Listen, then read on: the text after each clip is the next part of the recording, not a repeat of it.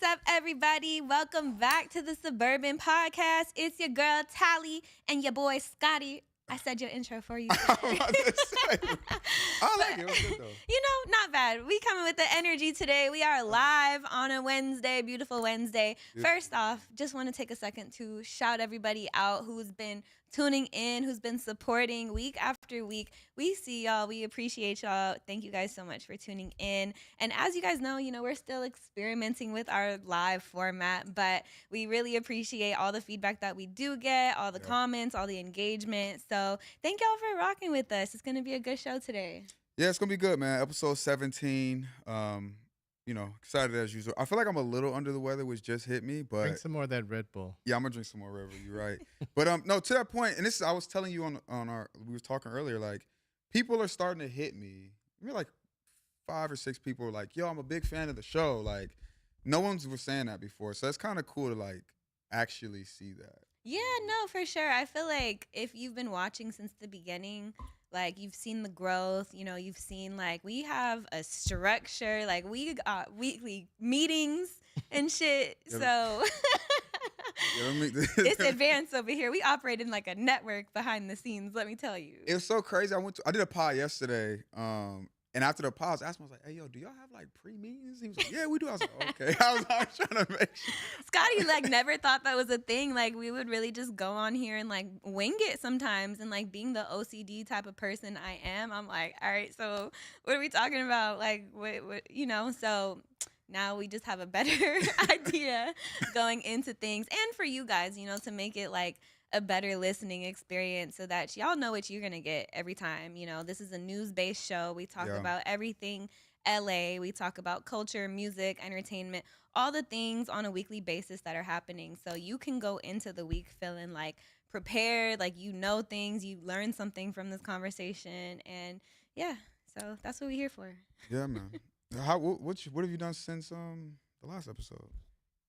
So since last week was but right before 4th of July, I have been chilling. I've been working. I got, a new little job promotion. I went to a 4th of July party with my family. Nothing. Same old. Good. What about you? You had like 2 events? Yeah, I did. I'm back doing events, which is pretty cool. It's dope. I'm like, I don't know. I feel like my life would be like a blur. I don't even remember. I don't know if I'm just absent-minded or what. But how was it? Did you see fireworks? Like, was it lit? It's crazy. I'm trying to figure out what I was doing. I did go to the beach. I went to the beach. I wasn't what did I do on the 4th?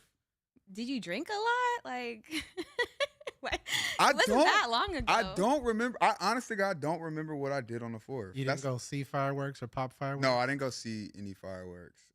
I didn't go see. You had that party you were telling me about. How was the party? Did you go? No, I didn't. That's why I stayed in and I slept all day. What? Yeah, I stayed in and I slept. How? I stayed in and I slept. You were promoting it, telling the people to pop out. Yeah, you weren't even there. One thing about me, I feel like I make people think I'm always outside. I'm not really outside. I'm outside like once a week, but I just be popping hot shit. But we make money. Our partners was there, so Espresso Martini King be in the house. Let me find out. Yes, either that or maybe like on a date or something. But I'd be cool. Okay, well, shit. Excuse me. Yeah, it was cool though. I did go to the beach. I had a relaxing day over the weekend, and then weekdays I'll just be working, so it's cool. I really forgot for a minute. Jesus Christ. God damn, we gotta. There's like memory supplement pills you can take. I might honestly need them. I know you're joking. I know she's joking right now, but on God, like I have moments like that all the time. Well, yeah. Do you take like supplements and vitamins and things like that? No, I drink like 2 energy drinks a day. Like my shit fucked up. I hit the gym a lot. But okay, I was about to say, do you work out? Because that could be like a natural fix for things. Clearly not. It's clearly not working. But I had a good week. Mr. Workaholic over here. Yeah. Anyway, so we got a packed show today. Want to just start out with seeing this headline that I saw, which I thought was crazy. But they said officially that $100,000 is considered low income in certain parts of California. And that was a statistic that really stuck with me because I'm like, damn, like $100,000 anywhere else in the world would be a great amount of money. You can live off of that low key and like a small town and live a very comfortable life. But here in Los Angeles, they calling it low income. And I just think that's wild. I think that's like the cost of inflation, you know? That's like how they used to say like $100 used to mean something. Now that shit's like $1. That Like shit's you like go nothing. out every day and spend $100. Like It's if you ac- go outside and breathe. it's actually insane how much money like 100K is not anymore. I mean, after taxes, you probably bring away like 6.5K home, which is like shit. Half your that's gone for rent if you want to stay in a nice place. You know what I mean? But it's treacherous out here. I ain't gonna lie. Like I honestly, I feel like I used to always say like I feel like the middle class was like depleting. I feel like we're at a space now where there's officially no middle class. Like I went to Chili's with my mom and my pops. I went to go see them. Is Chili's it's an okay spot, right? From what I Chili's remember. Middle of the road. Yeah. It's decent. Yeah. It's decent though, right? I don't go there, but it's decent. It's decent though, right? Yeah. Why you smiling like that, brother? It's decent. That's what I thought. I'm not thinking it's 5-star, but it's decent. This was like the most below decent Chili's I've ever seen in my life. But as I analyzed just like how dirty it was, then I'm looking at like the customer service. I'm like, damn, like it's either you're at a nice place or it's like damn near poor. Like that's how I started to feel. I don't know any middle ground restaurants at this point. That's not true. There's a What you know? ton middle ground restaurants like that. Wait, like you mean like on a date or like just to eat at casually for lunch? Shit, period. Name one. There's a ton in Culver City. I feel like I love this restaurant called Roberta's. It's like middle, so it's not high end. Yeah, no. It's not high end. It's like a pizza shop, but you could get wine. They have like really good pizzas. One of my favorite pizzas in the world is over there. If you know, you know. It's Okay. not on the menu, but they have like wine and cheese. Like it's a vibe. It's a vibe. There's a ton like that. Clearly, I'm low income, obviously. Because I walked in that bitch, and I'm thinking it's gonna be decent. Chili's was burnt Depends out. where you're at too. It depends where you're at. Yeah, Yes, they're where were you? franchises. We was in Chino Hills.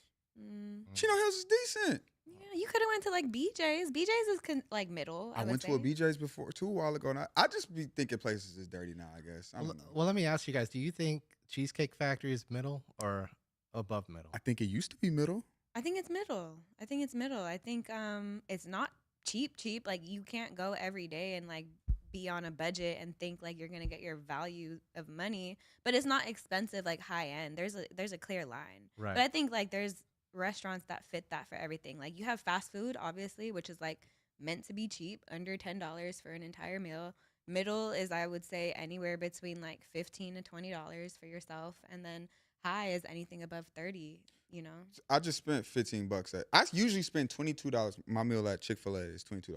Okay. So is that yeah. Wow. is that middle? How do you spend $22 at Chick-fil-A? I get 2 large fries and a spicy chicken sandwich with an Oreo shake. I get it every Wednesday because it's right up here. You eat both large fries? I was doing the math down here. I'm like, damn, I spend like $82 a month just on Chick-fil-A, like just Chick-fil-A. I spend a lot of money every day on food. It's crazy. That's true. And we also have like DoorDash, Postmates nowadays. Like our generation loves ordering food. You got including me on myself. that shit. I did. Because at first it start. Listen, this is how the DoorDash gets you. DoorDash and they owe you a check. Because I started off every Sunday just getting my groceries. I'm like, damn, I ain't got to go nowhere. I save time. Great. Then you say Monday night, you may not want to leave the crib. You like, DoorDash is there. Now every day, now I'm ordering DoorDash like 3-4 times a week, bro. You know what's so funny? I have like completely moved away from DoorDash. I You don't are even use it anymore. And that's because I realized how much money it was actually costing me. Like I did like a sit down with myself one day and I'm like, I'm spending too much money on food. What am I doing wrong? And also, if you know, like I've been on my fitness journey, I've been in the gym. So a big part of that is like my diet. Like I grocery shop. Like I'm very like planned with what I eat. And so I had to cut the DoorDash because I'm ordering pasta. I'm ordering like whatever my heart desires, like burgers, whatever. And that had to stop. So you got me hooked on this shit, and then you jump off. Homies ain't homies, bro. Whatever. What we got? I don't even want to talk about shit. Okay. That's crazy. Well, all that to say, 100K is low income. So you got to just make more money. Wait, do you think it's low income? I don't think 100K is low income. Cash or like an annual salary? An annual salary of 100K is not low income to me. I think you can still live pretty comfortably if you like budget correctly. You can't. It's not enough freedom to like do what you want, Yeah. I would say, like leisurely and not have to think about it. Like you do have to be strategic with how you spend it if you're Mhm. trying to like keep your income at 100K, you know? Fair enough. So, I'll add something to that conversation. Did you know to be in the 1% of earners worldwide, you only need to make $33,000 A a month year? A year. to be the wait. 1% of earners in the world. oh wow. Oh, in the world, yeah, Yeah. because Well, other that countries is average lowers it a lot. Yeah, the rest of the world. That's what I'm saying though. That like California, the inflation here is just insane. Like every other part of the world, you can take 100K and it's like you could be a millionaire somewhere else.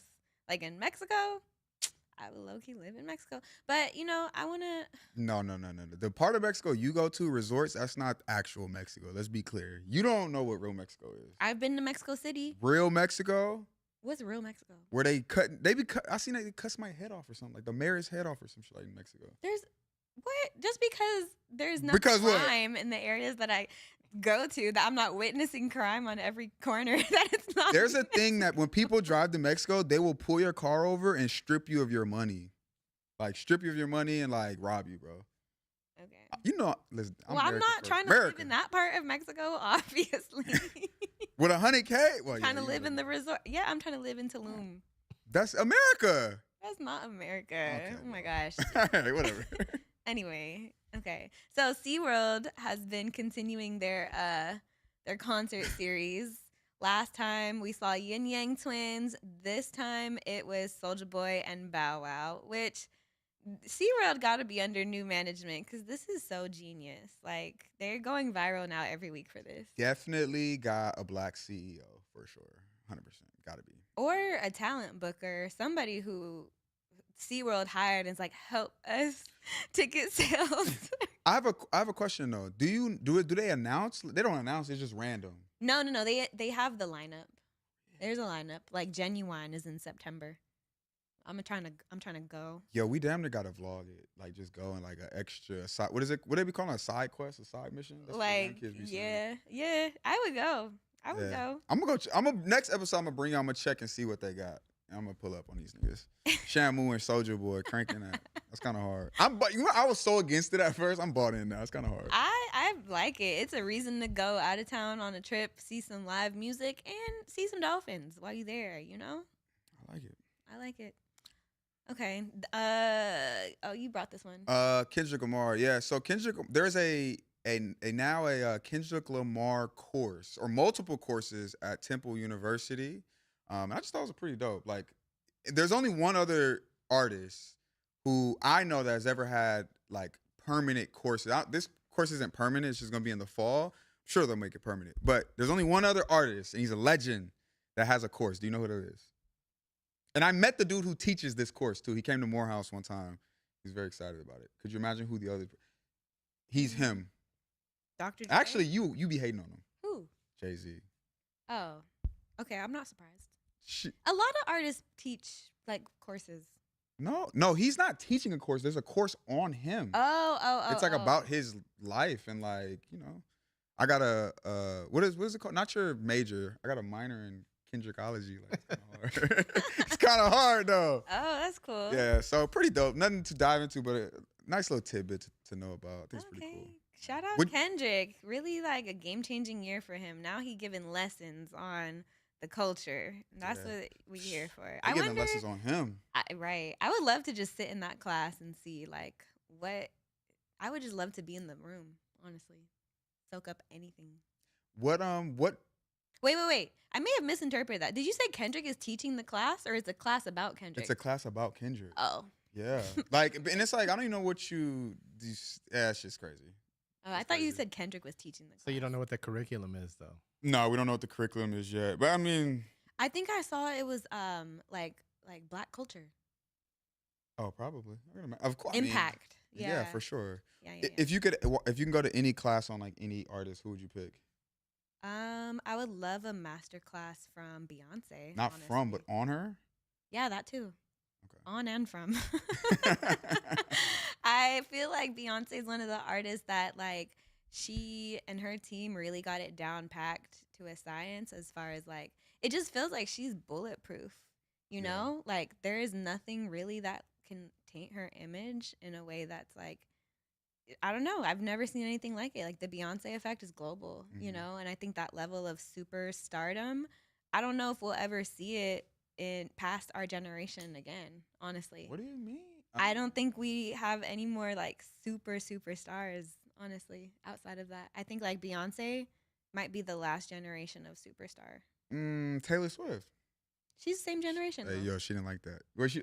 Oh, wait, what do you mean? Like the Just- generation to come. Oh, Yeah, who like can do Michael it? Jackson was it before. You know what I Right, mean? right. Like we used to have generational talents like Michael Jackson, you know, the Beatles, Beyonce, Okay, Drake, Kendrick. I just want to be very honest. I love Beyonce, but do you think her talent is that great, or do you think it's her fan base? I think her talent is great. I do. What do you think she's great at? Yeah, I think she can dance, she can sing. Oh, she do be dancing. Let me not. I ain't even Yeah, gonna do that. what? We ain't even gonna do that. I'm Yeah. sorry. She we has ain't gonna do hit that. like We catalog. ain't gonna do that. We ain't She gonna has do that. songs. No, you got it. You got it. Listen, I'm done. Yeah, I was finna go. let's I'm sorry. I was finna do it, and then I started thinking about. I'm like, nah. She need to Let's dance. not do that. Let's get up. Let's move to local news, bro. Okay. I actually like this story. I really like this story a lot. TSA has changed the requirements. You no longer have to wear shoes Woo! Take off your shoes, right? to check out. What'd you say? You don't have to. You no longer have to take off your shoes. Oh, You don't have yeah. to take off your. You don't have to wear Right. shoes. Why You did got I a say bunch of niggas woo? in LA walking through with no shoes. No, you no longer have to take off your shoes. And Tally, correct me if I'm wrong, but it's because they're basically saying the technology is so great now that they just technically don't need. It's not needed anymore. Yeah, no, shout out to TSA for progressing with the times. I feel like there's so many airports in the world that don't require you to take off your shoes. And, you For know, real? yeah, like You're Mexico. so well traveled. What the? I thought that was like a thing. No, a lot of airports elsewhere, you don't have to do it already. So I feel like the US is kind of late to that. And even like depending where you go, I think in Atlanta too, like I never had to take off my shoes there. I don't know. I could be wrong. I'm also TSA. So I have pre-check, which means like we've been doing this. You know, we haven't had to take off our shoes. We don't have to take out our laptops from our bags. We breeze right through security. Listen So to her flexing. Can you listen, when I tell you don't get me started. Listen, whole pre-meeting. everybody should have TSA by now. But okay, why is it that a TSA don't have to do it? Like what do they know about you that makes you so Well, it's pre-checked, so they're not. are you pre-checked or do you just walk be Yeah, honest? I'm pre-checked. By who? The government. I don't know. I submitted. You see what I'm whatever saying? Info I needed to submit, and I'm good. I'm good to go. They know me. She's trusted. You just have to pay for that. They though, know right? I do this. You just have to pay for it, right? Yeah, it's $100. Each time? No, 5 years, $100. The reason they started doing the shoe thing was because of that shoe bomber. That's Yup. why it started. Yeah, so that is a fun fact, Solomon. Thanks. I just read it today, so No, I remember that story. It happened in like early 2000s, you know, when security was not as advanced as it is today. And some man had like a bomb in his shoes, and that was the only thing they didn't scan at the time. So when they discovered like explosives in the shoes, they started, you know, making people take off the shoes.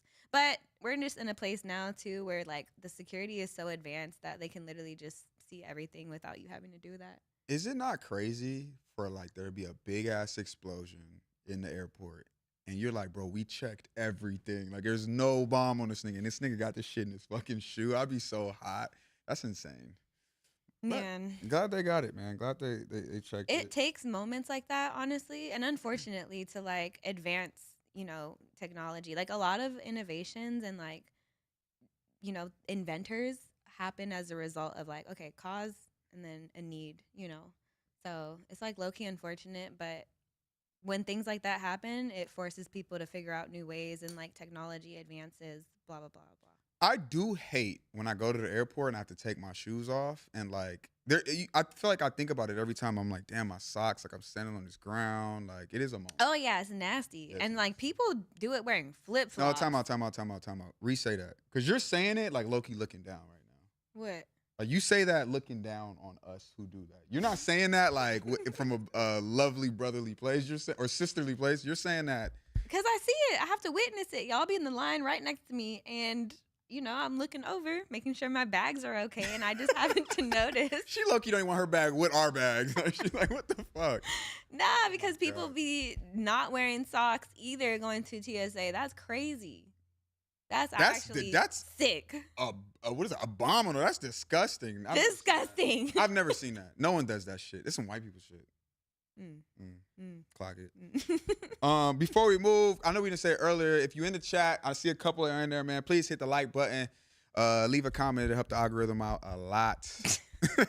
Love y'all. What? Let us know, what y'all think about this. Are you gonna, sign up for TSA now? Does that mean that you're not getting TSA? Is it gonna make airport security go by faster? Let us know what y'all think in the comments. And yeah, like, subscribe if you already haven't. You definitely gonna save like 2 minutes. What? By not taking your shoes off. Yeah. You're gonna save 2. Because between taking your shoes off and then having to put them back on. Yeah. Yeah, because people be so slow at the airport. Like, have all the time in the world. I can't. Okay, now, while we on that real quick, I was always told, like, get to the airport like 2 hours early. Oh, yeah. I've never taken me more than like 30 minutes to get to the airport. Yeah, I get to the airport maybe like 30 TSA. minutes before. That's true. That's true. So I can't relate. But no, there is times like that random day where you just be like, damn, everything is delayed. It's only one lane open. They're taking their sweet time. Somebody's holding up the line. Like, there's always that chance that it could happen on your day. I literally, coming back from New York, I got dropped off at International. So if you'd have been to JFK, it's a huge airport. So I got dropped off at International. Was halfway through, realized that I left my freaking wallet in the Uber. Oh, wow. Had to call him. So I went to go get my bags, like, to check in. And the lady was like, oh, the cutoff time was 12:10. Like, there's nothing you could do. And she had like the worst, didn't care. What time was it when you tried to, was it like? It was like 12:30. And I was boarding at like 12:50. So if I would have got it, but then she was like, you're going to have to leave your bag. I'm like, I'm not from here. She's like, you have to have somebody pick it up. I'm like, I'm not from, like, I have to take it. Why couldn't they just put it on the next flight? I thought they did that. Nope. Oh, wow. But I called my brother. I was like, yo, I'm going to have to like buy a whole new ticket. I'm going to have to stay an extra day. And he was like, bro, just take your bag with you and just keep fast talking people. So I went and they was like, you can't take that. And I was like, oh, the lady said that. And I just kept pushing and nobody cares. Like, that's why America's going to shit. Wait, what? You did that? Yes. Nobody cares, bro. And I got all the way to the flight. And then I tried to put my thing at the top. I ended up putting it, but it took like damn near the whole thing. Oh, wait, this was like a carry-on size? No, it wasn't. But I God. I ran through that and it went through the conveyor belt. He was like, that's too big, bro.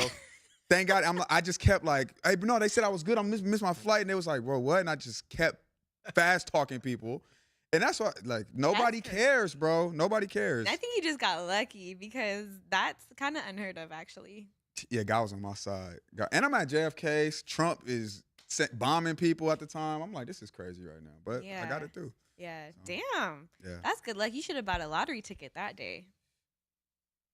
I did go to the casino. I won $500. Oh, so. shit. Maybe I was lucky. You're right. Really, you're lucky. When did you go to the casino after the flight? Not after the flight. Oh. I went like the 2 days before I went to New York. So okay. Maybe a couple 3 days of luck. I'll take it. Okay. I'll take it. I need to play the lottery more often. Don't do it. Oh, the lottery. Go to the casino. Baccarat. I don't like gambling. We can go win some money. I'm good at blackjack, actually. Are you? Pretty good at it, surprisingly. Yeah. I don't know. We'll see. I just go push it on red. Hmm? I just play baccarat. I just put it on red. I thought you were supposed to bet on black. Isn't that what they say? I go red I usually go red, but I go with my gut. I'm also good at roulette. Okay. Surprisingly. Yeah. I don't know. I don't really gamble, though, in general. It's not for me. You have some good days. You have some bad days. I'm not a slot person, though. I'll do a table over the slots. Slots disgusting. But people win on slots. I'm like jealous of people who can go. They put $1 in. They'd be like, I won 500. And it's all you did was pull the lever. Put a little slots. Yeah. Jealousy. I like the tables. Jealousy. All right. What's next? Oh, the immigration officers. They staged a mass ICE raid at MacArthur Park. What was that, on Monday? And so they literally did like it, honestly, it was like some military style invasion of MacArthur Park. They came in on horses. These dudes is masked up, and they basically came in. And I'll be honest with you. They say that they're trying to do their job, but it just seems like they're kind of just causing a commotion at this point because they made no arrests. Yeah. They made absolutely no arrests, and it was just a big media funk. Karen Bass actually ended up coming down, hopping on the phone with, I forget the chief's name, but hopping on the phone with him, telling him, you guys need to leave right now. They ended up evacuating. I heard Karen Bass talk, actually, and she said it was sad because there was no immigrants at the park that day.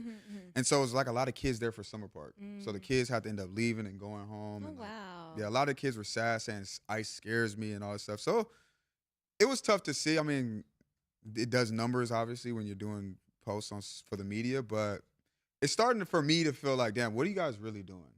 You know what I mean? Damn. Yeah, that's so crazy. I just feel like this situation is definitely getting out of hand. I've seen like Reddit threads too, people asking like, is it safe for me to visit LA this weekend? And obviously I think like on the media it looks more extreme than for sure. what I feel like I've witnessed personally, but that doesn't mean, it's not happening, and like be careful if you do come out here, but yeah, no, I think it's really like just extreme, and like they're taking it very, very far, and I think it's just starting to fuck with people's humanity, in all honesty, in terms of like, where can we go? Where can we feel safe? And like I was in downtown a few days ago over the weekend, like on Sunday, literally that before all that happened, there were signs everywhere of like, fuck ICE, ICE melts under pressure. Like I saw all these crazy signs. That was clever. It was cool. And it was my first time actually like seeing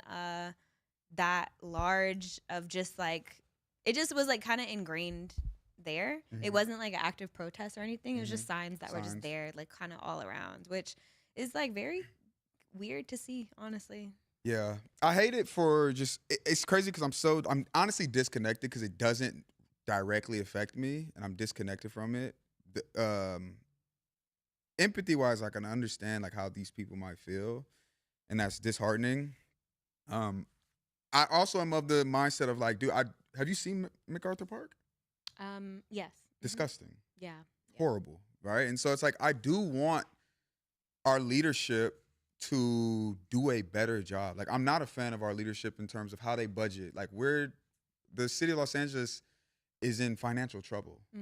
Yet we're one of the biggest, like we bring in the most money. We bring in more monies than like countries, you know what I mean? And the third largest economy in the world. And so I'd like to see us do a lot better, but I don't think Trump is doing it the right way. So it's sad to see.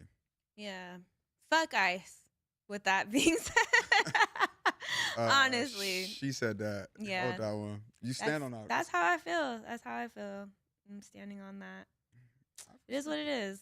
I hope one day, like, I hope everybody can look back at themselves one day in the future and be on the right side of history. That's my worst fear, is like being on the wrong side of history. 10, 20 years from now, like you want to look up and be like, I stood for the right things. I fought for the right things. I was proactive in like advocacy or whatever. So yeah, honestly, I'm still looking for more ways to get involved. We had an episode with Dr. Xavier and Isaac G. Bryan. And Isaac G. Bryan. Council member. Ooh. Yes, who like informed us. So if you haven't seen that episode, that's a really great one to check out, as far as giving us perspective on why we should care, what we should do, how we can get more involved. So regarding ICE, regarding protesting, regarding being on the right side of history, I encourage everybody to do their research, do their facts, continue to learn like how you can reach out, how you can help, and don't just sit and observe. Like at the end of the day, like this is our history. Like this is going to be in history books. Do you? Oh, I was thinking about that. It really is. Do you feel like we're doing our part by like having who we have on the pod and like? Yeah, I mean, I think like for us, this is our form of activism, right? Like this is a platform for us to not only like we research all the topics that we talk about, but we also inform y'all, at the end of the day. And so we hope that like at least people leave with some degree of awareness. If it's not information, if it's not like tangible things, like you at least have the knowledge, right? So that can plant a seed. Whatever you do from that, hopefully like that sparks something Yeah. at the end of the day. So yeah, I feel like if you have a platform, use it. Whatever however that looks to you, whether it's social media, like that is a form of activism today. Yeah, I agree. I like having on the guests that we have on. Like, I hope we do a good job of like mixing it up and kind of putting those people in position. So it's dope. We have some powerful people that say that they see this stuff. So that be making me feel good. Yeah. Stroke my ego a little bit. I know, for sure. I feel like as somebody who I work in music a lot of the time. My timeline consists of entertainment news. Sometimes it can feel like a little brain rot-ish type of day when I'm just scrolling and it's like, I'm knowing what's happening in all these celebrity lives, but I'm like, what's happening in the real world? Like, what are things I should really care about? And so I like that we kind of discuss politics because it forces me to research and like learn what's going on. I don't. It's crazy because I don't, or it's not that I don't like it, but it is a challenge. And I came to and I feel like you've been pushing me. I made the decision of like, yo, like, yeah, if you're gonna do it, you have to like grow the skill set. Like you're not gonna. And I was like, God damn it. And so now I'm like, okay, I'm in that mindset of like, all right, let's get good at this, which is researching, which is learning how to get just all the different stuff that comes with it. I do like the political side of things though, because for instance, like I invest, and so when Trump does something, I know what the market is going to do just based on that. But now, even sitting next to Isaac, sitting next to Isaac talking to Xavier, like it's an even deeper layer of like, oh my God, it's more than just the money. Knowledge. It's like, what about the lives? Right. So it's dope though, man. It's dope. Yeah, I think with politics too, or just like things that really affect your real life, there's so much history and context with those type of topics that I feel like that's why to me it can feel like a rabbit hole with like, oh my God, this is overwhelming. Yeah, for and sure. I think that's why I've always kind of naturally ventured into entertainment because I'm like a positive person. I like to be, I like to have fun. I'm like here for the upbeat, good vibes, right? Even when in journalism school, like I had to report about shit on the community. I did a whole project about homelessness, like, and I interviewed actual homeless people, had in-depth hour-long conversations, right, about these people's lives. And like, it just put a lot into perspective. But at the end of the day, it was very, very heavy, like, subjects. And it weighed on me all the time. The stuff that we were reporting on was like serious and had real life impacts. And I was at USC when they were doing like the DACA stuff, and it was kind of the same issue of immigration, and a lot of the students there were protesting on campus. So it just like when you actually are talking to people who are dealing with these things, it's really impactful, but it's heavy. And I think for me, that's where it's like, okay, I have to balance it with like New Music Friday. For me. Oh, no, for sure. Okay, I like it. I think that's all I got off on that one. I know we have time. You want to talk Drake, though? Yeah, I definitely, speaking of New Music Friday. What did I miss? Drizzy does it again, man. Oh, my gosh. Yeah, no. So Drizzy is back. First off. We'll go. The intro is so crazy. What part? Talk to me. Like, okay, like the trumpet sounds, like the. Oh, the actual song. Yes. Yeah, that's yes. Drizzy, man. I see a lot of hate online, though. I see a lot of hate. Or even like, shout out DJ Head. DJ Head is clearly Team West Coast, Team Kendrick. But he was saying like the scene of him with the guns? He was saying like that's very tone deaf. Like there's a thing where Drake is tone deaf right now. Or, wait, Rosecrans Vic, who was like, Rosecrans, I love you, but it's such a reach. He was like, him calling his album Ice, man, with the capital Ice. He was like, it's so tone deaf. I'm like, yo, y'all is fucking reaching right now, bro. I didn't even think about that, to be honest. Is anything to hate Drake, and I refuse to do it. I'm Team Drake. I'm standing with my light-skinned brother. He's corny. He got fake abs. Etched abs, is that what you called it? But I'm standing. I might get etched abs. Oh, my gosh. I might get etched abs. Well, Drake dropped What Did I Miss on a Friday, lovely Friday evening. And yeah, to everyone's surprise, he like live streamed it, right? Fire. Tell me about it, because I didn't actually. Fire. Were you like on the live? Where did he live stream it? I was watching live, and it's going to take us into our next topic. but yes, it was live streamed, and I thought I love Drake because he's so innovative to me. But he obviously dropped it 9 p.m. Be here, and so like the first 40 minutes, 30 minutes of it maybe was just like an ice room, like a room with just ice. Mm. And then he walks in, he's dressed like he's like an ice picker, he's like at work. And then he walks into his lunchroom, he's eating some Ice food. picker? What is it? What is it called? Is that? Somebody who works at an ice shop. I don't know what that shit is. Wait, was he Okay, what's carrying, an like, ice shop? He didn't have an ice pick, but he had the little Iceman thing on, and it was like Uh-oh. he was measuring the ice, whatever that is. It's fucking ice picker. I don't know. But he then it goes to the TV, and then the fucking trumpets hit, and then it's him. But then you see him walk back in the frame, and I said, "Oh my god, like this is the music video," and it was so crazy. The first half was actually, I think, pre-recorded, and they recorded on TV. But then the second half, when he came in the frame, it was actually him live. Then he hops in a truck and he's like driving around the city live, and you kind of seen that whole part. But a live stream music video, That's can we not crazy. give credit? I give credit. I think That's all I like that is a super dope idea. I'm glad that he did that and didn't go to like somebody else's platform to do it. Yeah. I think it's if you the GOAT, be the GOAT and execute like that level, you know, like do something cool, do something innovative. Don't do what everybody else is doing. So shout out to that for creativity. And I think he really has something to prove. You know, obviously this is like the first time we're hearing from him since the beef, really. Mhm. And this is like his statement song. So I really actually enjoyed it, surprisingly. And you know, I think like he made a statement with that. I like how he spoke to his people.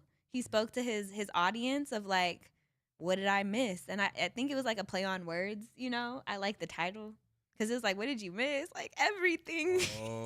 And I think that's so dope too, because like I look at the position he's in, it's like he does feel betrayed by LeBron and all these people, and he's just like, I feel like it's one of those phrases that I haven't heard in so long of just like, damn, what did I miss? Like, how did I not catch that? Like, how did I not catch that you was backdooring me, whatever? I think it's genius. Yeah.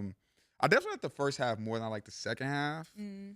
Just I like that upbeat, but I'm excited, man. I thought it was gonna be an album. I'm so mad. I thought it was gonna be an album. I feel like he's like kind of really leaning into this Toronto Drake again, you know? I think like even to the ice reference, I feel like that's so Canadian, honestly. We don't Okay, have, true. you know, I think that's just like he's picking Canada.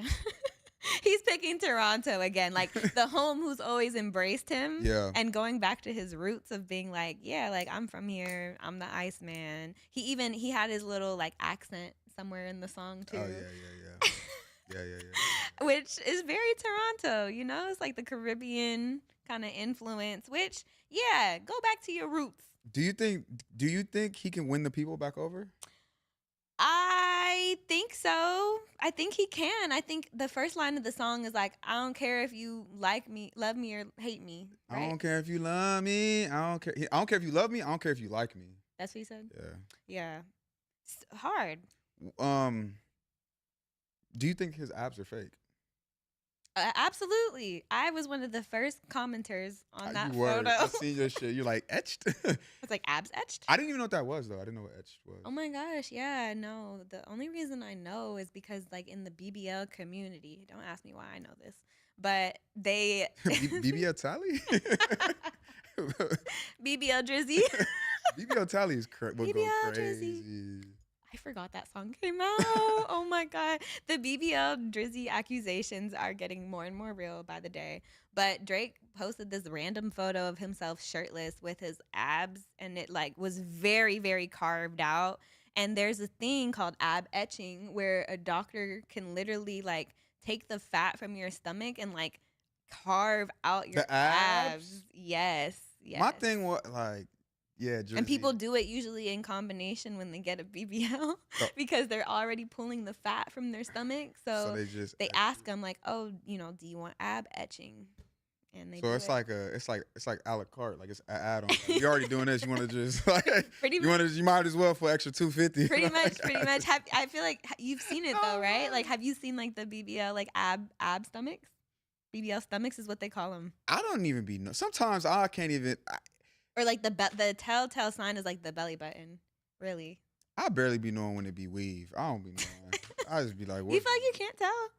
I can't now. I dated a girl who used to sell weaves. That's the only reason. But it took me a long time to realize. No, not weaves, BBLs. Oh, BBLs. Yes. Oh no, I don't know. I don't know. No? Oh, I don't know the abs. I can't tell BBLs either. Dude, Really? everybody can tell a bad BBL though. A bad one. Yeah. A bad one, yes. Like what they call it? You got botched, right? That's true. But I seen some good ones, bro. You So think have I. you think BBL culture is dying? Is it dead? I've been. I like Thin Mints. I've always liked Thin Mints. I've always liked Thin Mints. I've always liked Thin Mints. You could ask anybody. That's me. That's me all day. But do y'all think the culture is dying? I feel like BBL sales have dropped dramatically. BBL sales was crazy. I do think so. I think so. I think it's over. I think like we're going back to like the '90s wave, baggy pants and like. Slim. Why do women's bodies change based on the tightness of males' clothes? Like when men wear baggy clothes, the women are. It's like it goes back to natural bodies. When niggas was wearing skinny jeans, tight pants and shit, that's when the BBLs came out. Is there a correlation? You know, I couldn't tell you. I don't know, but that like the fashion trends are interesting, and I think like the body trends are even more interesting. Like right now, if you've noticed, everybody is on their health and fitness journey. Like everybody drinks protein, everybody like meal preps, everybody's in the gym Yeah, for sure. at least. For sure. You If know? you're not in the gym right now, That's what I've noticed. I don't know if it's just my algorithm right now, but like I've seen back to back like workout videos, what I eat in a day. do you think it's because we're getting older though, and so like we just like we're in that era of our lives, or do you think it's young everybody? You know, I don't know. I think like that's a good question.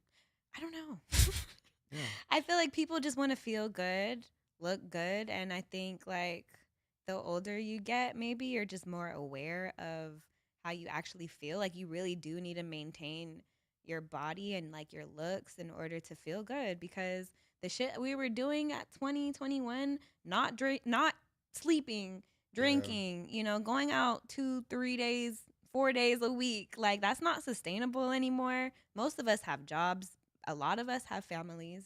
Oh no, Not me. family is crazy. But like a lot of people in our generation do, you know, people are married, like priorities are just different. do you want a family? Absolutely. What? I was just asking. I don't know. I do. I'm still young. Like they, you know, I'm in my 20s, but they say 30s are the new 20s. Like For sure, I believe that. people, yeah, people are like waiting later and later to have kids in this generation. And I understand, like, we want to be financially stable. You know, we're prioritizing careers, we're prioritizing like Shit. ourselves, traveling. 100K is low income. You know, time for that shit. It's Nah, not a lot of facts. people make 100K. We could barely afford houses. You know, I'm not trying to live and raise my kid in an apartment. Nothing wrong with that. I grew up in back-to-back apartment living. Like my parents definitely raised me broken home apartments, like sometimes even studios. But I don't necessarily want that for my children, honestly. Yeah. I want to have a home. Like I want like the things. Yeah. What if you don't get those things though?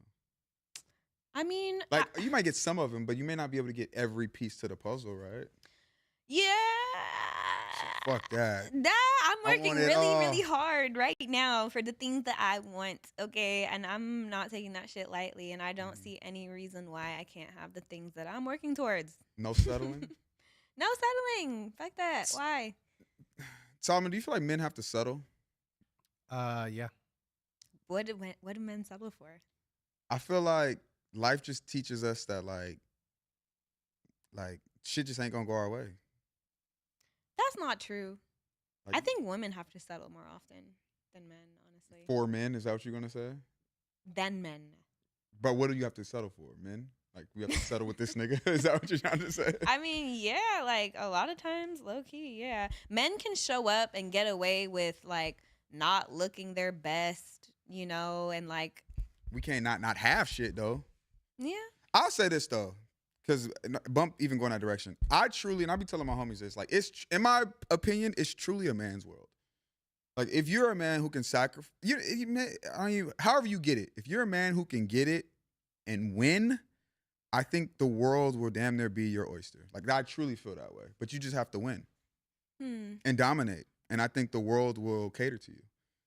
Maybe. I think men definitely like have more advantages just rooted in like misogyny, honestly. That's crazy. And like, yeah. But I also think, ladies, like, it's important that you show up and like look good. And I'm not saying that that's the only thing that you should offer, but maintain your appearance, maintain the way you look, because at the end of the day, like, those things are advantages of being a woman. And there's a lot of privileges that come with looking good. Like, looking good is a full-time job. Don't let anybody tell you otherwise. But if you look good, you can low-key have everything that you want and use that to your advantage. I think especially when it comes to men, like, you know Yeah. I'm trying to be the best thing that you've seen all day. Like, when my man comes home, and especially if he works with women or is in an environment where like he might come across a lot of women, it's like men have wandering eyes. When you come home, I don't want you to come home to like who did it and why, or like this is just not, I saw somebody that looks better than her today. Like, no, like, you're gonna come home and it's me, and I'm the best thing you've seen all day. I'm a sight for sore eyes. So I just think that in general is powerful, because then it's like, oh, what you doing, baby? You want to go out? Let's get some dinner. Like, if you have a woman that speaks how she just spoke about you, like wanting to impress you and wanting your,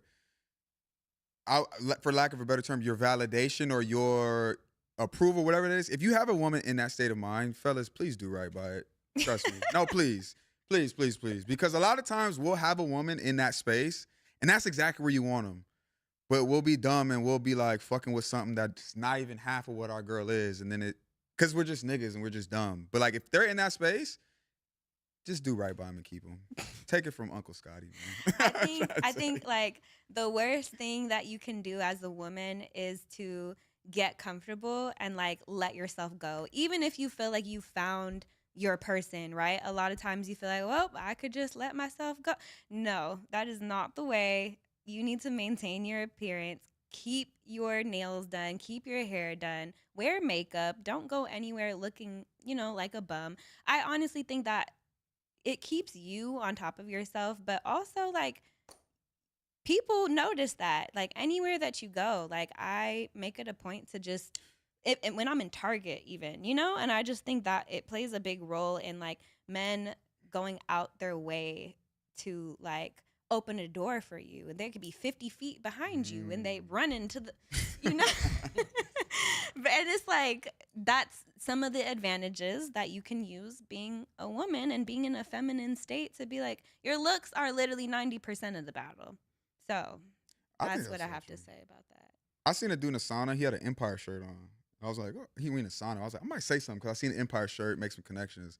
But I'm looking at the dude, and then his nails was dirty. I was like, this nigga can't be from Empire. Like, and I just didn't say nothing because I'm like, nigga, your nails was dirty. So I think the Empire, it might be a little weird of me to do that, but that was like a real thing. And I was like, yeah, I ain't gonna say this nigga. So Yeah. appearance is very important. Men have a little bit more wiggle room when it comes to that, but as a woman, you start noticing people smile at you, people do things for you, your day goes just a little bit better because you might get compliment. Like, I don't know, not to say that's all you need, but it makes such a difference. And like, you just have to look good. Trust me on it. Fellas, your version of that is get money and power, bro.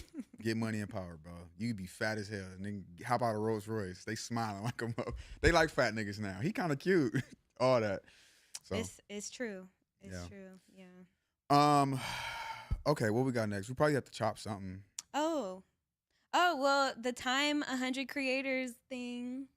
Yes. Break this down to me again. Okay, so Time Magazine, they did a cover of the 100 most influential creators. Kai Cenat was on the cover of it. It launched today. It came out today. Mhm. And this is cool because it's the first ever time that they did this list, like this creators list, and they featured a whole bunch of streamers, Mr. Beast, Alex Earl, a lot of people who are, on this streaming world. So Keith Lee. Keith Lee, Mhm. yeah. And basically, they've named them as impactful people, influential people who are changing the digital landscape and changing the way that news is consumed. So, shout out to the people who made the list. Yeah, I think the perfect name that I just heard was Keith Lee. Like when I think about how something was changed, I think he probably wasn't the first to do it, but he was the biggest person I've seen change the way we consume like food content and where to go with this. Like, and so I love Keith Lee. What do you think about from a comedic standpoint, Shiggy? Was he on the list? I don't know if he's on the list, but I'm just thinking about people who changed how I might have like consumed little skits and stuff like that. I think he had a moment. I don't know if there's anybody before him doing the little skits. Maybe not. I mean, now obviously, I think Drewski is like one of the biggest, most popular people to do it. I love like Drewski and Kai together, and I think like Golden. yeah, I think they just make really great content that's organic, that fits their brand. But you know what's interesting? I also thought like they interviewed this 12-year-old for Time, and they were like, oh, like who's your favorite streamers and why? And this 12-year-old was like, Kai Cenat, you know, I want to be just like him. I go to sleep watching Kai. I wake up watching Kai. And he's like, I want to do the things that they do, but I can't because I'm just a kid. But like he wants to when he gets older. And I'm like, yo, these are the people raising our youth. I always look at Kai. I only consume them through clips. Like I see little clips on TikTok of some that have, or not. I don't even watch TikTok. I'm sorry, Twitter. And I'm like, who is sitting there watching these whole streams? I'm like, I don't got time for that. Not for real. And then Drake dropped, and I watched that whole stream. But that's when I finally understood streaming. I was like, oh, like if you're a real life stan, like you're gonna watch it. If Beyonce had a stream, you don't watch that, right? No, not necessarily. Really? No. Oh, okay. Well, I don't have the patience. I have ADHD, y'all. I'm doing too much for Drake, man. I gotta chill out. But I can't sit there. but here's my thought, right? I'm like, where do y'all be when you watch these streams? Shit in bed. I was in bed. I was laying on my People stomach. who watch it all day though. I'm like, you driving, watching this. But you gotta he's 12. He don't got nothing to do. Okay. All he need is $5 a month. That's true. No ads. And he just in the comment. He probably making little online friends and shit. You know what I'm saying? It started with people, and this is where it got crazy. My little brother, I remember when he was young, I used to come in the room and he would be, this is when I knew the game was fucked up. He would be on YouTube watching people play the game. And I'm like, you're watching someone play the game instead of playing the game? My sisters do that too. And I'm like, nigga, play the game. Yeah. First of all, go outside. Yeah. But we went from being outside to playing the game to like watching someone play the game to now we're watching them talk to girls. Oh my God, where's this going?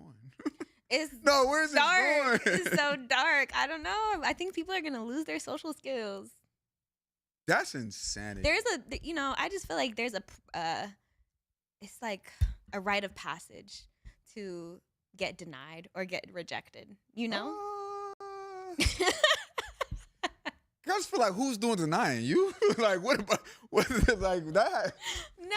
Like No, it is though. when it comes to like having a crush or like just the human interaction of experiencing something for the first time, I feel like if you grow up watching people experience things that you're meant to experience, like what's the meta of that? Like what's going to be like the impacts of that long term? Like I don't have the answers. I don't know. No, I think you're right. Because even when I talk to my little brother, I feel like he talks in skits. Like, really? Yeah, like he be talking and I'm like, bro, like you talking as if you like on the camera. Like I'm like, you know what I'm saying? Or it's not even just normal. It's when he's trying to be funny. Like I'm like that's so performative. And maybe he's just like that. But I see the correlation. I'm like, I think that's where he's getting that shit from. It's gonna be interesting because didn't you bring up stats say like most men haven't talked, or it was maybe me, like haven't talked to a girl in person or asked them on a date? What's the stat? I don't have It's like I don't even want to say it because I don't know the full stat, but it was a large percentage of young men under our generation who haven't asked a girl on a date in real life. And so I think you're right. Like you do definitely, there's a great feeling as a man when you like grow the cojones to like start approaching women and like figure out the game of like, oh my God, like it's, you know what I mean? There's a rite of passage. You're right. You know what that reminds me of? When Kai Cenat asked Tyler on a date on live stream. Oh my God. I did see that. That was so cringe. I did see that. It was so cringe. And I'm like, bruh, is this what it's come to? But let me say, He wasn't even looking in her eyes. He was looking at the screen like, so, you trying to go on Yeah. a date with me? And I'm like, bruh. this But is does so that even cringe. seem like? Is that even real? Like, Yes. I know. I'm saying, like, is that?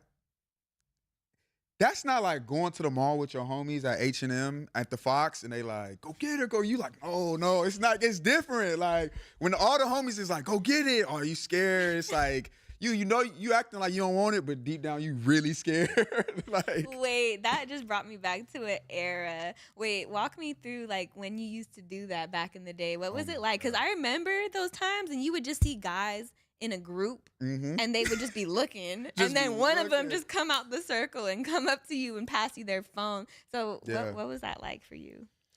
I was so scary. Oh, there go the statistic. I was so scary. Like I never would go up and speak to girls. I never would. It's such a, I wasted so much time. But yeah, like maybe young hyenas, bro. We see a young shorty, like or a woman, and niggas just like, who gonna go get it? I want it. Niggas used to fight over it. Really? Like, yeah, niggas used to fight over it. Honestly, rock paper scissors for it. Niggas used to do all that. So what was like a go-to pickup line back in the day? I think you had it. Niggas would hand them their phone, hand you my phone, and be like, or man, my homie want me to come talk to you. I ain't even like, you know what I'm saying? Like just Oh, you know what? I used to hate when the friend would come up to you and be like, my homie homeboy, trying nigga be to over talk there. to you. Nigga be standing like this.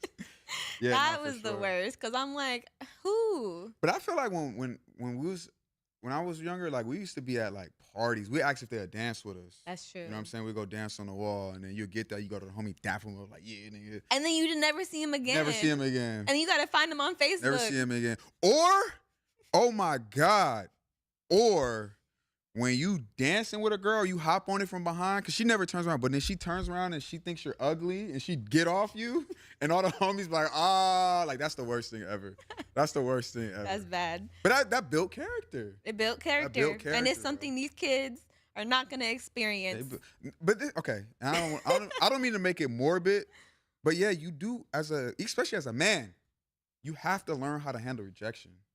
Like that type of shit is gonna make niggas not know how to like handle their emotion. They're gonna start snapping on females and shit because they don't want to be embarrassed. I think that's like a lot of weirdos gonna be breeded from this, I think. So what advice do you have for like the younger generation? If they were watching this, what's something you wish you could tell them? I would say it's like, bro, it's crazy. Cause my brain is like, at my age, it's like, yo, like, I'm also trying to be less on the phone. Like, I want to create my content, but be in present more. But if I was young, even my little brother, stop watching Kai Cenat and them and do what they're doing. Like, put your content out. Get in front of your camera. Invite girls over. Collab with people. But don't just be sitting up there watching. Like, create content. Put content out. Because this is the world for them. Like, and it's only going to get worse. But be one of the people that's winning, at least. You know what I'm saying? Like, y'all going to be weird. But at least be winning with it. You know what I mean? Like, that's what I would do, bro. I get a crib. Or I just be with my cousins, create a little streamer house, and just be creating content all day, all damn day. I think we're going to see an influx of that in the next, like, 5 years, to be honest. In the next 2 years, honestly. Yeah, everybody's a content creator. Everybody's a damn influencer. Everybody wants to be a celebrity and a star. I don't know why I'm talking in an accent. But, yeah, no, I think we're going to see a lot more. I think everyone should be content creators, though. It's still such an early like thing, like streaming in general. It's still new. It's only in the millions. It hasn't even hit the $1 billion market yet. So what do you think about the IRL? Well, we talked about IRL. What do you think about the IRL, like in real life streaming? What do you like mean? when you like literally like you're just out maybe at the mall, somebody's walking with a camera following you, and it's like this is in real life. You know, it makes me feel like I'm one of the old head in the generation because I'm like, look at these kids, like technology is ruining their lives. That's how I feel about it, honestly, because I value just in person, no camera, no phone, no like, connection, you know? So I don't know. I see like a lot of cynicism in it. Damn. Like I see the potential, but I also it's very like dark too. I was at Ebony Beach Club and my little brother was vlogging for me. So he was walking around with the camera and like it's uncomfortable. Like I went up to Shar and I forget the other girl's name, I'm sorry, but the owners of Black on the Block. And like huh? Laney. Mm-hmm. And I walked up to him and I'm talking to him. I low-key forgot my brother was filming, but as I'm talking to him in my peripheral, I just see the camera and I'm like, oh my God, put that down. Like I just felt so weird walking up to them and they like, what the fuck is going on? Yeah. And but it is the way of the world, but it's so uncomfortable. It's uncomfortable, especially when somebody catches you off guard and you're like, Yeah. oh shit, I'm live right now. You're just like, they're like, oh, you recording for a vlog? I'm like, nah, it's live. It's live. Like, don't let me have a bad day. This is why, ladies, also just go out the house looking good because you never know when one of these little kids get you on their live.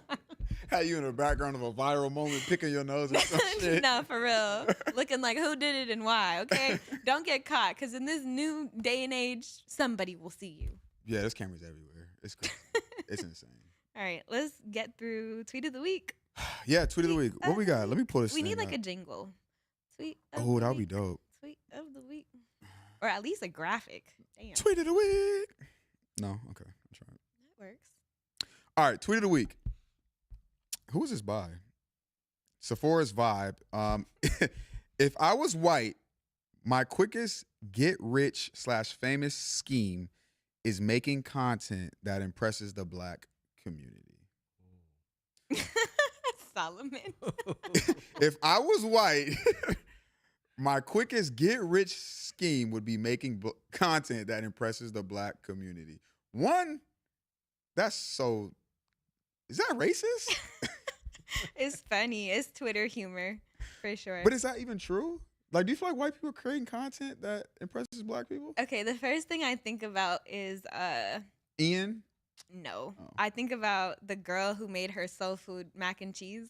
And she was a white woman, and then people were commenting like, "This is the best soul food mac and cheese recipe I've ever tried." Blah, blah, blah. And she was a white lady. Is this TikTok? I saw it on Twitter, but people were like going in on this girl. Because she made some Soul food mac and cheese, yes. She knew better. But Did she sell out? yes. I knew she sold Her out. shit went viral. You know, she launched a cookbook. She did all these things to capitalize off the fact that people were talking shit. And it's like, people can make mac and cheese. Like, what the fuck? Why is there an ownership over soul food and other people can't make it? Bro, Black people They were critiquing her recipe. Black people really try to take ownership of like everything in the culture. Nothing in real life tangible, but we try to own. I mean, maybe cars, but like we really just be trying to like, you can't do that. Or you can't say this. Like it's crazy. I think we feel a certain level of feeling a need to like gatekeep the culture because historically it's been said that we kind of let everybody into it. And I think this conversation has been had more in music where it's like, you know, we let people into the hip hop community and then like Post Malone. I know that's been said about him, for example. They get famous, they use hip hop to credit their name and then they switch genres completely. Like Post Malone does not make hip hop music anymore. He is a full on country pop artist. Wow, that tweet is so fact. The tweet is fact as fuck. Holy shit. You know, same with like Miley Cyrus. Like early conversations of her where like she's appropriating Black culture, you know, or she's appropriating hip hop music. So I think like, okay, when it comes to music specifically, yes, people do feel entitled to like, we started this shit. It's ours. But we can't let everybody in because are they letting us into country? Are they letting us into pop? Are we seeing the same levels of success in those areas as vice versa? So that's just the conversation. I feel like we take a lot of shit that don't belong to us. Like what? Hair. I'm just give it, be honest. Like a lot of shit that don't belong to us, bro. Like I can't name anything else. I thought it was a good one. Clip it up, please. But I think we like, I don't know. Y'all know how I feel about this type of stuff. But if I was white and I had to go and get rich. To impress the Black community. Oh, to impress the Black community. Yes. You remember when Justin Bieber his car broke down in the hood? and they was like making them do push-ups. You never. Oh wait. You never seen that? Yeah. I feel like I would get good at. Damn, yeah, that tweet is so right. I would get good at like a sport or like rapping, and then I would just like go play with black people. Like be a like the white boy who has a jump shot, and just create content around that. Honestly, the tweet is right. Yeah. Yeah, I don't know. I mean, that tweet was basically implying that black people are easily impressed by white people who create content in the spaces, which is like a little Twitter joke, but people were thinking of like funny examples. I don't know what they were, but I read the comments. This was racist. I refuse to.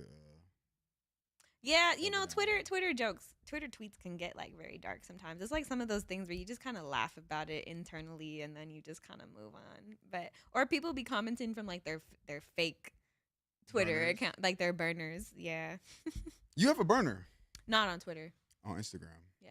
I was thinking about making a Twitter burner though, because I'm like, some opinions I wish I could just tweet, or like I'd be thinking of funny replies. I'm like, I could never reply this. What unpopular opinions do? Oh no, you have a No, you don't have a tweet. I don't What have a tweet. unpopular opinions do you have? Um. I have one. Okay. Let me sit up. And I officially hate matcha. You hate matcha? I hate matcha. And what is Officially? it? Don't judge me, don't kill me, but what is it? Is that what it is? Don't hate me. But Don't hate me, but I think matcha might be one of the worst inventions, creations, concoctions of all mankind. Like, absolutely. And I've tried matcha regularly. I went to Joey last night. Was doing some work. I had a matcha martini. Ew. Okay. First of all, that sounds nasty. I had a matcha martini. I like liquor. Not matcha, not so much. But I'm like, yo, maybe it'll work. And I'll be honest, I drink the whole drink. It wasn't necessarily nasty, but it made my stomach hurt. Why I feel bad now. But You don't think that was the alcohol?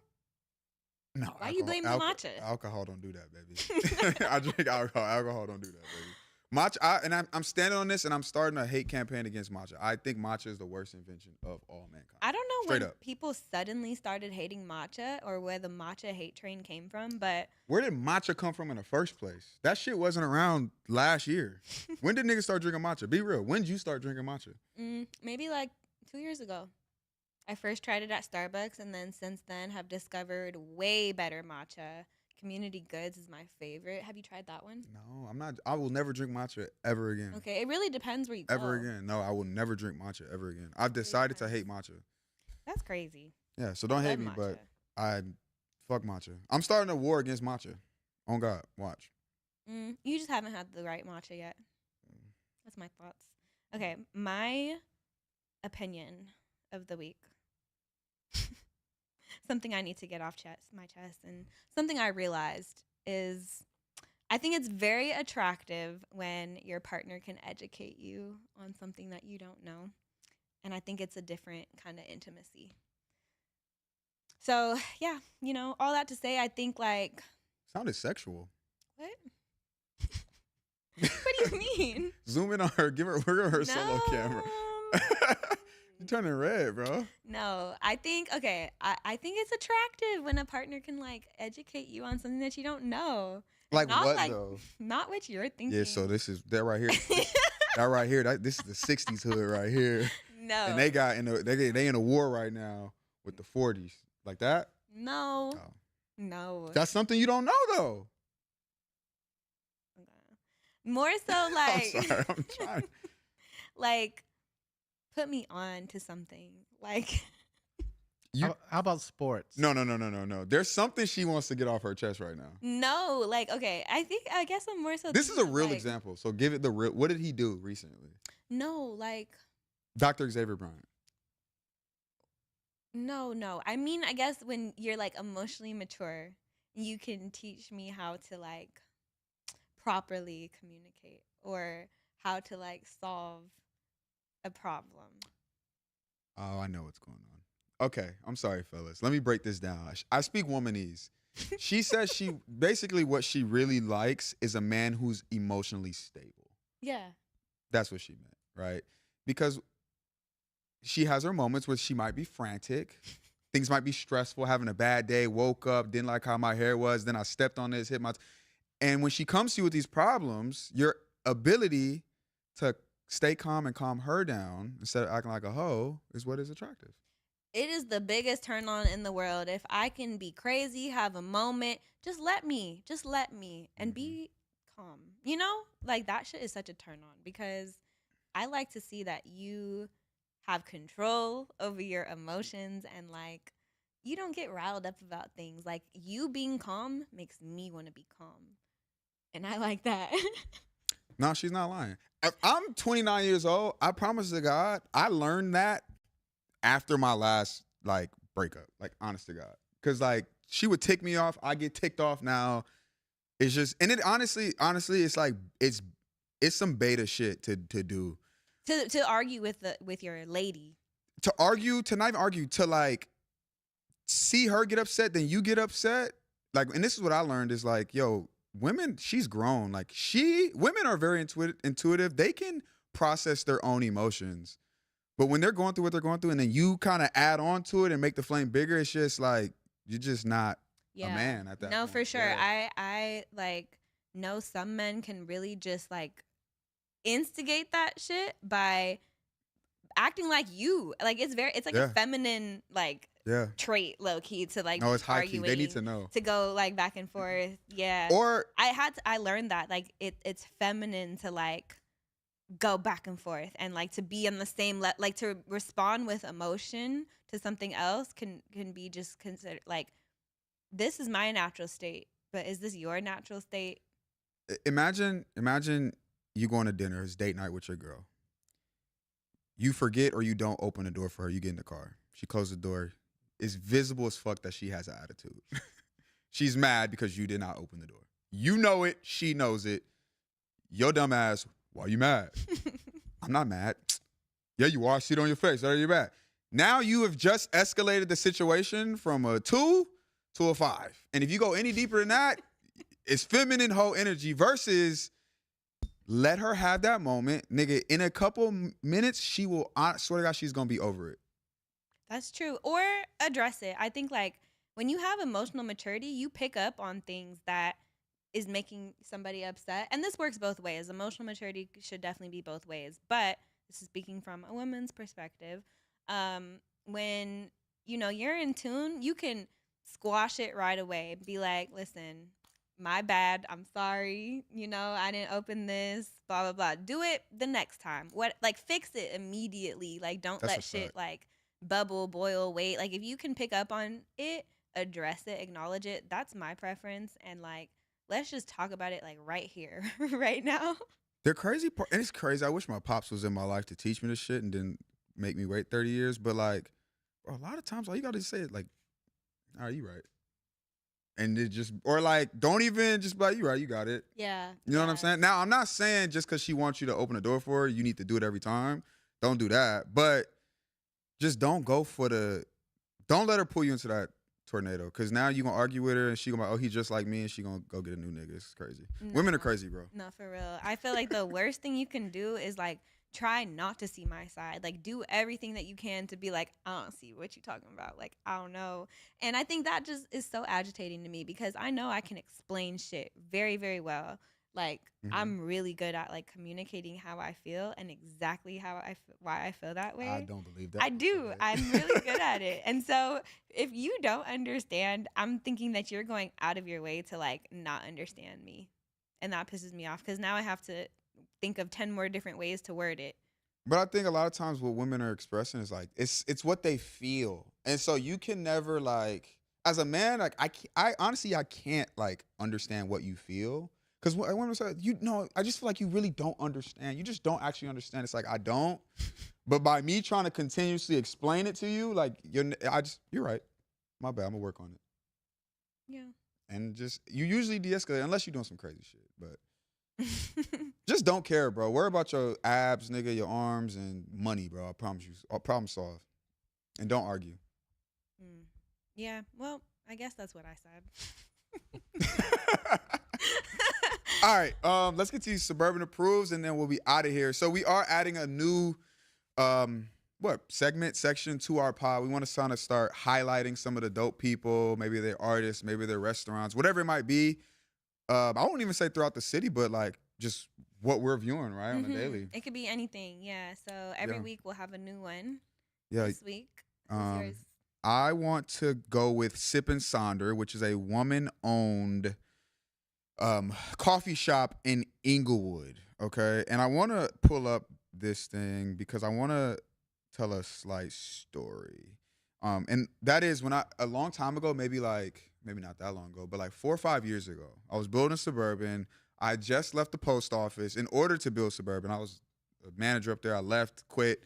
So I started doing Uber. And I was in the Valley and I picked up this lady and I was driving her to Inglewood. And when I was at Uber, I used to always try to network and like give out my business card and stuff like that. And it turned out that she was the owner of Sip and Sonder. And she was telling me how she was going to get this coffee shop off the ground, get it scaled up. And I was telling about Suburban. She's like, oh, well, we want to start like a podcast studio in the back and all of these dope things. And so when I think back on that, looking 5 years in the, where we are now, like they've built such an amazing business. I actually haven't been in so long, but I'm super proud of them or her, them, whatever. And Sip and Sound, that's my suburban proof spot of the week. I love it. I love it. I got to check them out. I haven't been yet. Yeah, I haven't been either. I lied, but I do need to go. Okay, I'm trying to go. Maybe we could do a little suburban. Let's do. We gotta have them up here. Yeah. Sip and Sonder. I love to sip. And Sonder. Yeah. Okay. Well, my shout out of Suburban approved this week is gonna be a song, and it's a song that I've been listening to nonstop over and over and over again. So this week, Suburban approved is Kehlani and her new song Folded, which I'm obsessed with, and I think it's like one of the best R&B songs to come out this year. They put crack in it, honestly. And I think Kehlani, like everything that she has been doing, like brand-wise, music-wise, I'm loving it. I think shout out Rock Nation, shout out her team who's really like doing the things to market her and show off her talent, because she is a beautiful woman who can dance, who can sing, who makes great music. So I love to see it. I've been listening to Kehlani for years, and Folded right now is like at the top of my playlist. So I already folded it for you. Have you heard it? No, but I like that. I like whatever that is. Folded my clothes for you. Like it. She's talking about a breakup, and she's like, come pick up your clothes. Oh, no, I don't like that. So I already folded it for you. Come let your body decide. Okay, before we go, because I didn't announce it, but if you're in the chat right now, the link is in the description. Suburban Wifey is throwing Love Island USA finale watch party on Sunday. It's like a day party, then it's gonna turn into the watch party. We got a little under 400 RSVPs. We got Isaiah J hosting it, who's big in that space. So super excited for that. Y'all come out. If y'all say y'all watch the pod, I'll buy you a shot. On God, just come up to me and say that. Free shot right there. Free okay. Watch this. Tyler, are you gonna go? What day is it? Homies ain't homies. Now, do you watch Love Island? I don't watch Love Island. Okay, cool. So I have, unfortunately, you good. I'm proud of you because that shit is trash. No interest. I'm sorry. Yeah, all good. I get everything I need to get from y'all's tweets. So thank you. Yeah. Shit. That's all we got. Another episode. I like this episode. Episode 17. Appreciate y'all. Hit the like button if you haven't on the way out. Leave a comment. Let us know what we should talk about next week. I'm your boy Scotty. And I'm Tally. We'll see you guys next time. Get out of here.